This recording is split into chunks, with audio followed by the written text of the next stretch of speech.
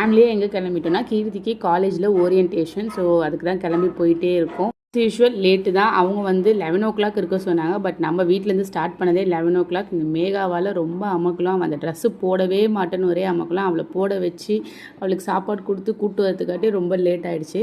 But still நம்மளுக்கு வந்து orientation அந்த ஹால்குள்ளே என்ட்ரி வந்து 12 நம்ம 12:15 ரீச் ஆகிட்டோம். உள்ள ரெஜிஸ்டர்லாம் பண்ணிவிட்டு சென்னை இன்ஸ்டியூட் ஆஃப் டெக்னாலஜியில் தான் நம்ம வந்து சேர்த்துருக்கோம் கீர்த்தியை. டிஎன்ஏலையும் நம்மளுக்கு கிடச்சிது. நிறைய பேர் நல்லா மோட்டிவேட்டடாக சூப்பராக பேசினாங்க. அதை பாருங்க, மேகா நல்லா கொட்டா விட்டு உட்காந்துருக்கா.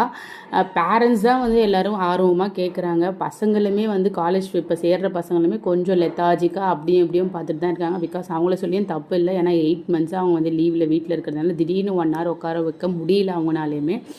காலேஜ் எப்படி ஸ்டார்ட் ஆகும், என்ன டைமிங்ஸு, எப்போத்துலேருந்து செமஸ்டர், எப்போ ஃபஸ்ட் இயர் முடியும், அந்த மாதிரி எல்லாமே டீட்டெயிலாக சொல்லியிருந்தாங்க. ஸோ பிளேஸ்மெண்ட்ஸ்லாம் பார்த்துருந்தோம். பசங்களாம் சூப்பரமாக வாங்கியிருக்காங்க. ஸோ எல்லாரோட ஹோப்புமே வந்து நம்ம பசங்களும் இதில் மாதிரி ஒரு லிஸ்ட்டில் வருமா அப்படின்ற ஒரு நினப்பில் தான் எல்லாருமே நின்று பார்த்துட்ருக்காங்க. நாங்கள் காலேஜ்லேருந்து வெளில வரும்போதே அரௌண்ட் 2:30 ஆகிடுச்சு. ஸோ வெளியில் வந்தோடனே லஞ்சை சாப்பிட்டு அங்கேருந்து கிளம்பியாச்சு.